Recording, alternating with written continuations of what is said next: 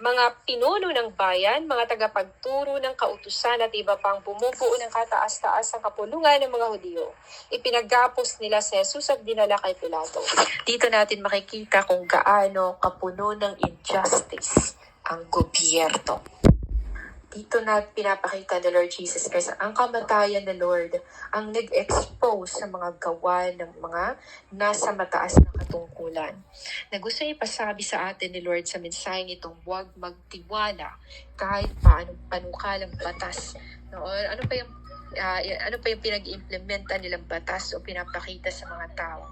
Dahil mostly sa lahat ng yan, mga ginagawa nila ay pakitang tao. So pinapakita ni Lord, ini-expose every detail, every suffering ni Lord Jesus Christ. Ini-expose niya ang gawa ng dyablo sa lihim na manifestation niya sa mga tao. Manifestation ng dyablo sa buhay ng mga tao. Kung paano niya pinulag ang tao. Kung paano nag-aasik si Satanas ng kadiliman sa buhay ng tao. Pinapakita dito na huwag pagkatiwalaan ng kahit na sino. No? Kahit man sa alagad ng bansa, alagad ng simbahan, alagad ng sino pang alagad dyan. Ikaw bang hari ng mga Hudyo? Tanong sa kanya ni Pilato. Ikaw na ang may sabi, tugon naman ni Jesus. Nagharap ng maraming paratang ang mga punong pari laban kay Jesus. Kaya't siya'y muling itinanong ni Pilato, wala ka bang isasagot? Naririnig mo ang marami nilang paratang laban sa iyo, ngunit hindi pa rin sumagot si Jesus, kaya't nagtaka si Pilato. No? Nagtaka na si Pilato, bakit kaya hindi siya sumasagot? Bakit hindi kaya siya katulad ng iba na talagang makikipaglaban, ipaglalaban yung right. Pero siya talagang tahimik. So nagtaka na siya. Tuwing pista ng Pasko ay nagpapalaya si Pilato ng isang bilanggo sino mang hilingin sa kanya ng mga taong bayan. May isang bilanggo noon na ang pangalan ay Barabas. Kasama siya sa mga nagrebelde at nakapatay siya noong panahon ng pag-aalsa. Nang lumapit ang mga tao kay Pilato upang hilingin sa kanya na gawin niya ang dati niyang ginagawa, tinanong sila ni Pilato, ibig ba ninyong palayain ko ang hari ng mga Hudyo? Sinabi niya ito sapagkat batid ni Pilato na inggit lamang ang nag-udyok sa mga punong pari upang isakdal si Jesus. Which is very, very true. Dahil mas naniniwala ang mga tao kay Lord Jesus Christ nang siya'y dumating kaysa sa mga pangulong pari. At mas naihahayag at nagkakaroon ng issue na dahil sa paghahayag ni Lord o pag-expose sa mga gawain ng mga pari. Kaya sukdulan at gano'n na lamang ang galit ng mga pangulong pari kay Lord Jesus Christ, Yeshua HaMashiach. At yun nga guys, no? Pinakita din ni Lord Jesus Christ sa atin dito na siya ay dumating in ransom sa buhay ng makasalanan. Hindi siya dumating para mag-i-ransom para sa buhay ng mga righteous. Hindi niya tinawag ang mga righteous, kundi tinawag niya ang mga taong nag-iisip na sila'y makasalanan o sinasabing sila'y makasalanan, no? As ginagawa niya kanyang sarili as ransom para sa buhay ng mga taong gusto magbagong buhay. Dito nakikita natin guys ang kakaibang misteryosong gawa ng Panginoon at ang pag-expose ng Panginoon sa gawain ng kaaway. Yan nga. Mas lalong nagalit si Satanas dahil sa pag-expose ng Panginoon sa mga gawa niya. No, kung talagang napapansin ito ng mga readers, guys, ini-expose na ni Lord. Sa suffering pala niya, hindi aside dun sa pag nagsalita si Lord, sa suffering, sa mga actions ni Lord, ini-expose ni Lord ang mga gawa ng kaaway at paano mag-react ang mga kalaban sa kanya. Ngunit sinulsula ng mga punong pari, mga tao na si Barabas ang hilinging palayain. So ito, dito natin naintindihan guys yung gawa ng Diablo kung paano siya magsulsul ng tao. No? So, sulsulan yung isip. Ano naman ang gagawin ko sa tao? Kaya't muli silang tinanong ni Pilato, ano naman ang gagawin ko sa taong ito na tinatawag din yung hari ng mga Hudyo? Ipako siya sa krus. So, ito yun. Judgment.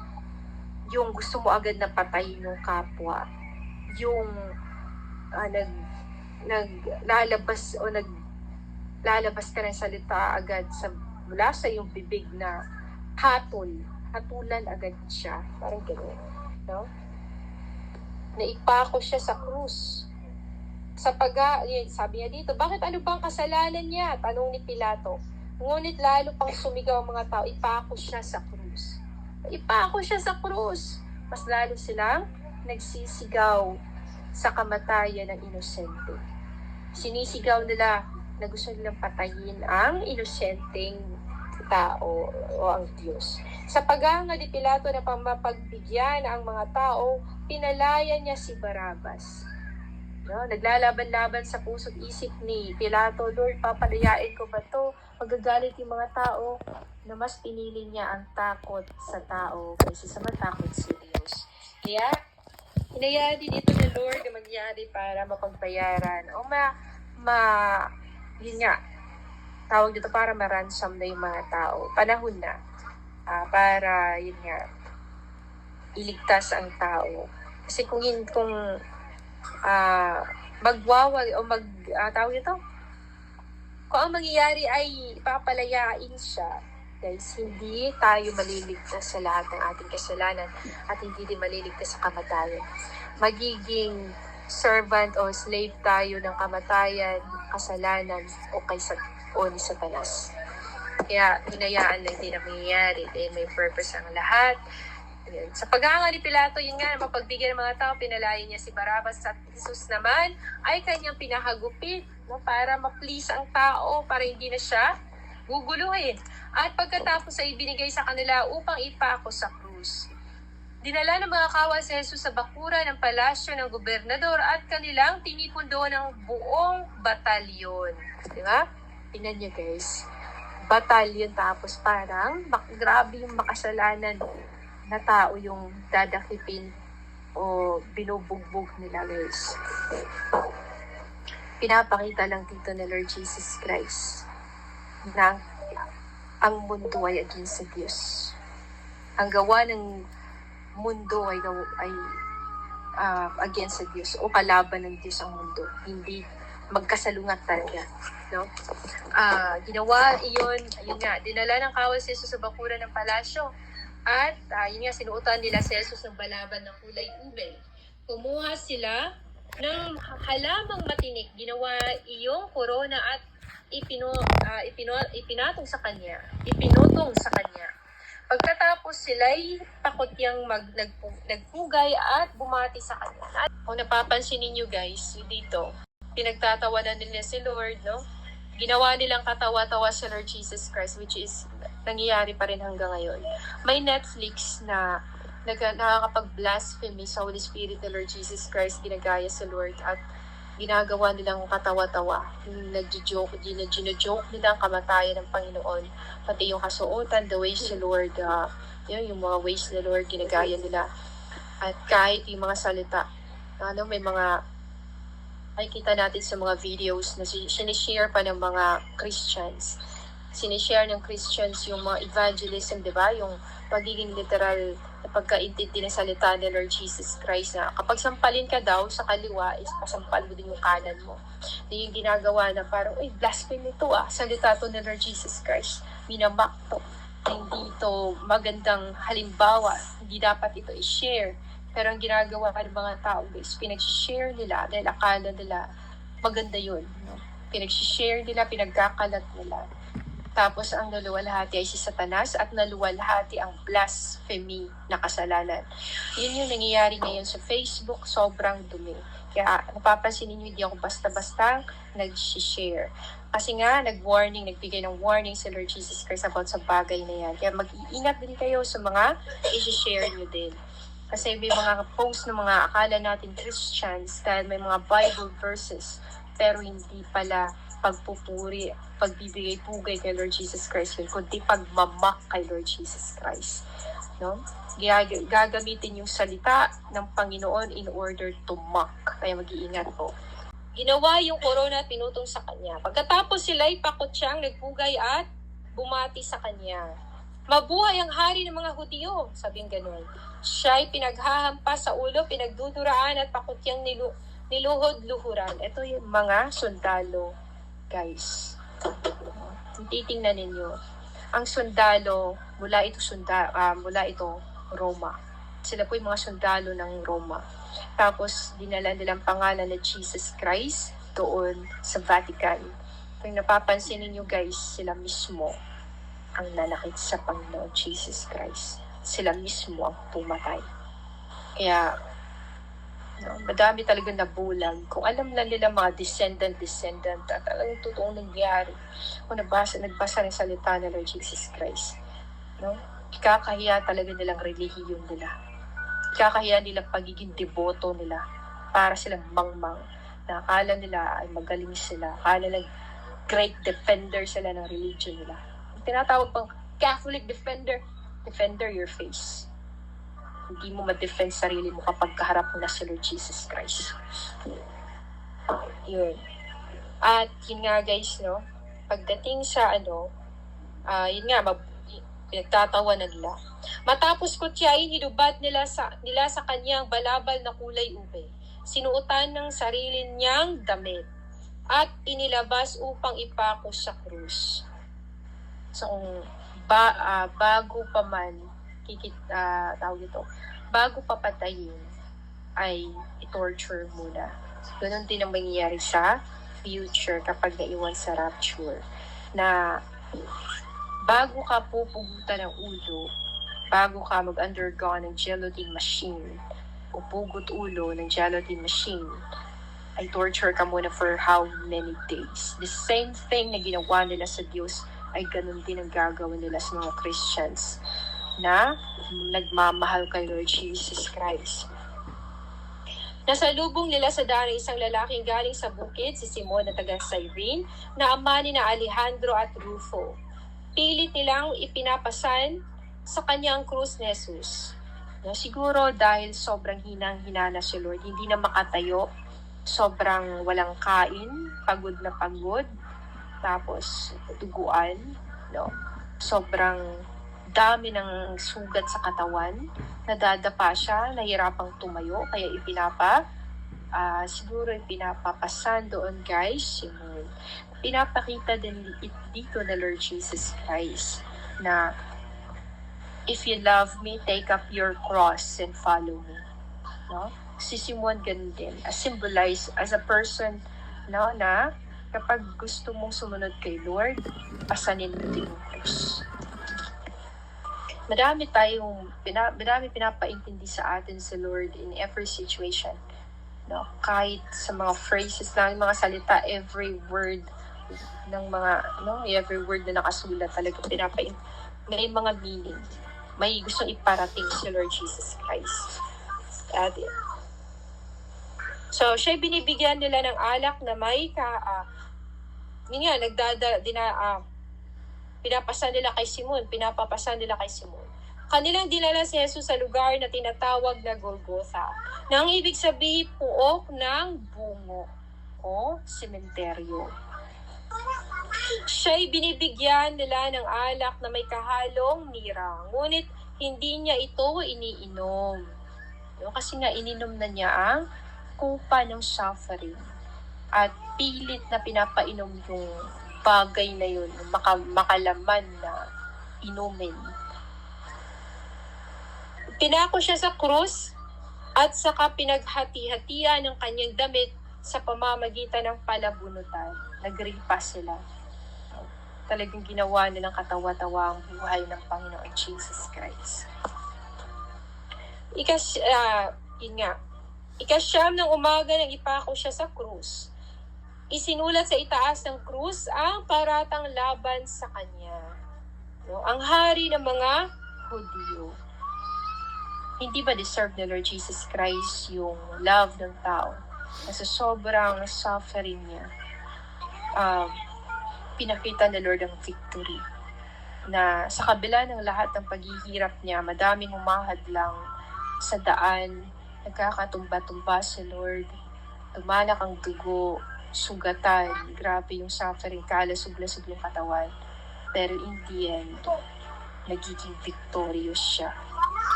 Kasi ang pangalan niya ay Victory. The Lord is a warrior and Yahweh is His name. Hindi siya basta-bastang sumusuko because He is a warrior. The great warrior. The heavenly warrior. Hindi lang siya warrior sa pakikidigma. Warrior din siya sa suffering. In every form of situation, He is a warrior. Si Lord Jesus Christ. At yun nga, bakit tayo nagkakabuklod-buklod? Bakit tayo pinagbuklod ni Lord?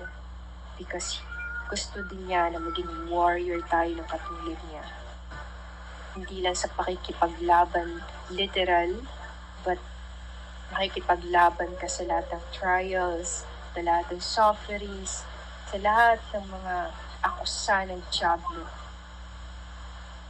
Dahil yun nga, ang victory ay nasa atin na. Victorious na tayo. Yun nga. Guys, ang lahat ng ito guys ay gawa ng pagmamahal ng Panginoon. Na bakit ayaw ng mga tao? Ang ibinibigay lang naman ni Lord ay love. Ang gagawin lang ng tao ay tatanggapin lang. Sinusubo na ayaw bang ibuka yung bibig, ayaw pang kainin.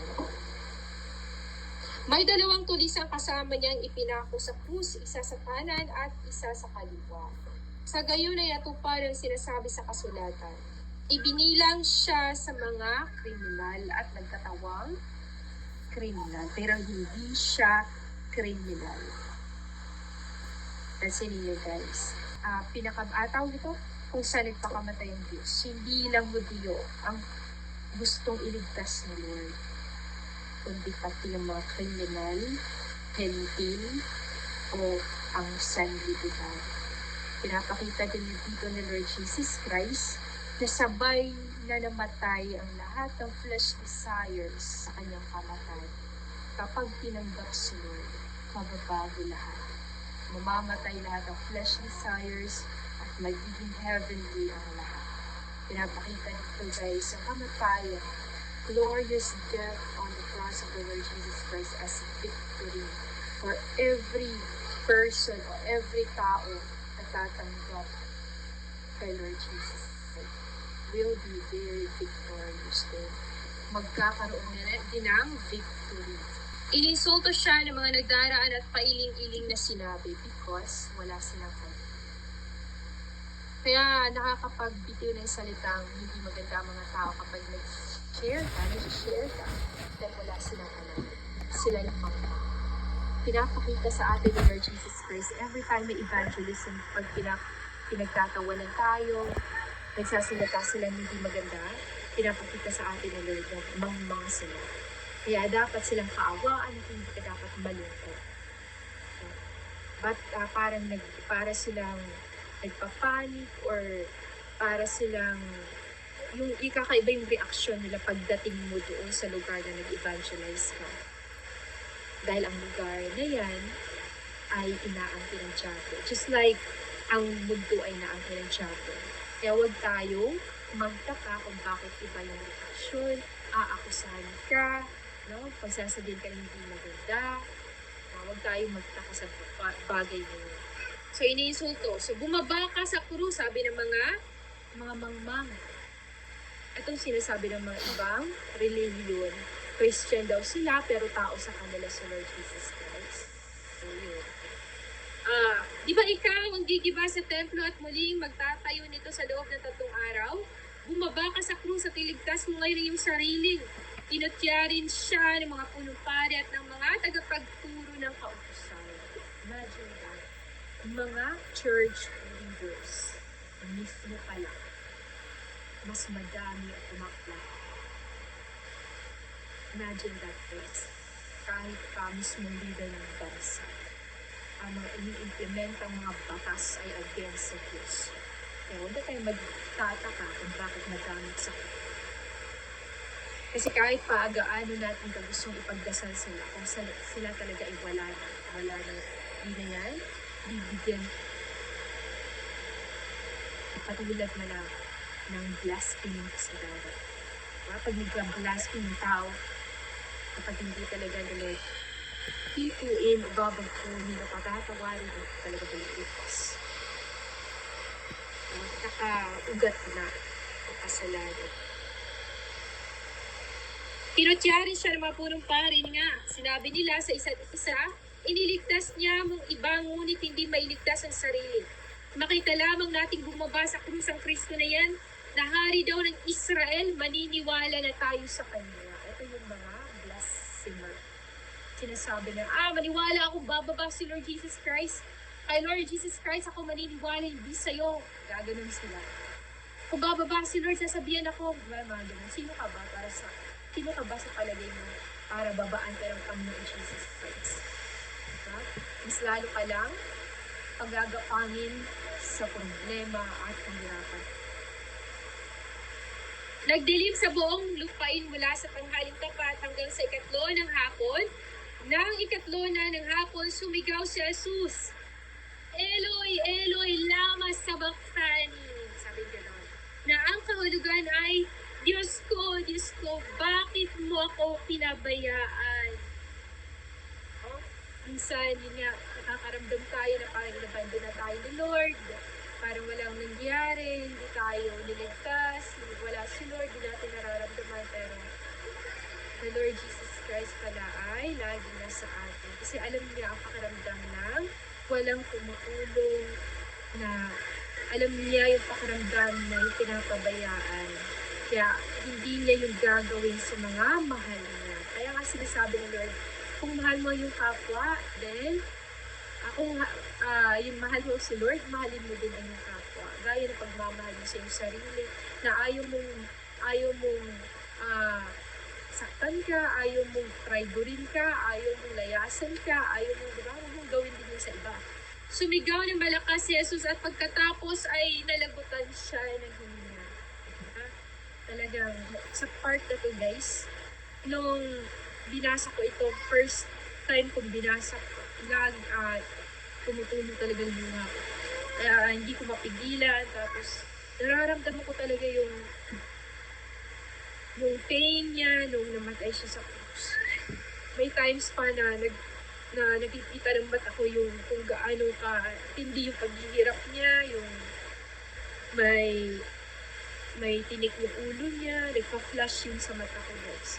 Na sobrang nasasaktan talaga ko na gano'n nangyari sa kanya.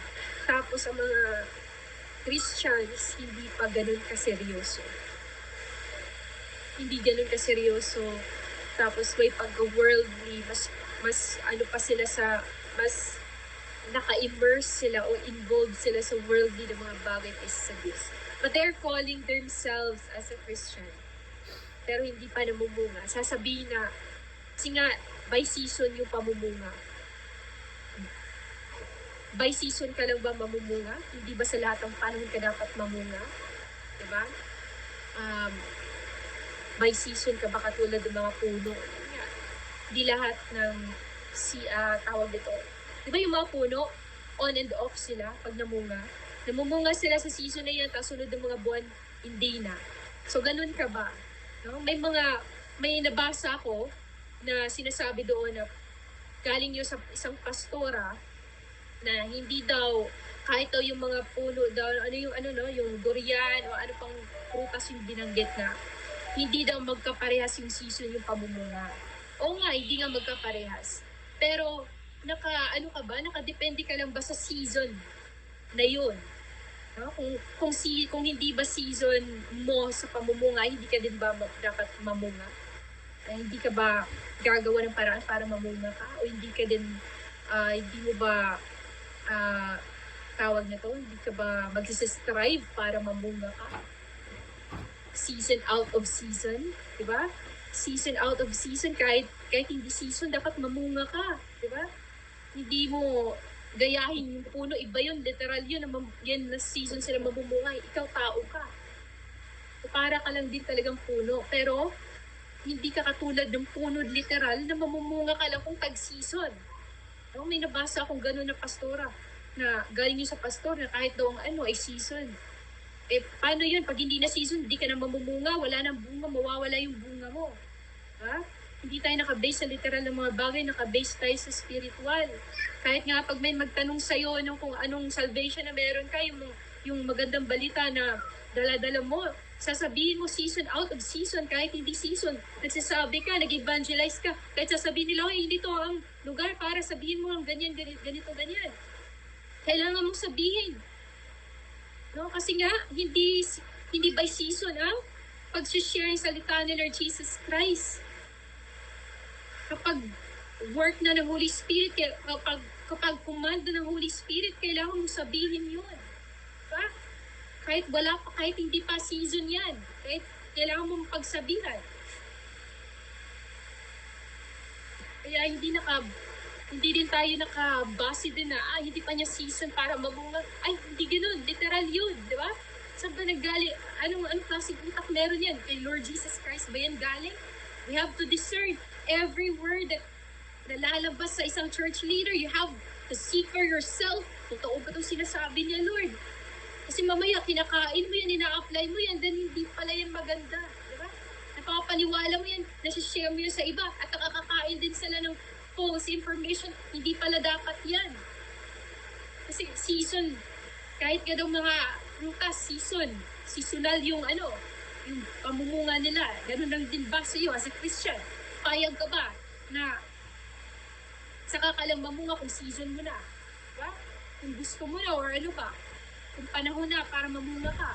Tapos, after ng season na yun na pamumunga, wala ka na, balik na naman sa dati. So, parang nagiging hypocrite. Parang on and off. Siyempre, iluluwa ka lang hindi naman ng Lord Jesus Christ pag gano'n.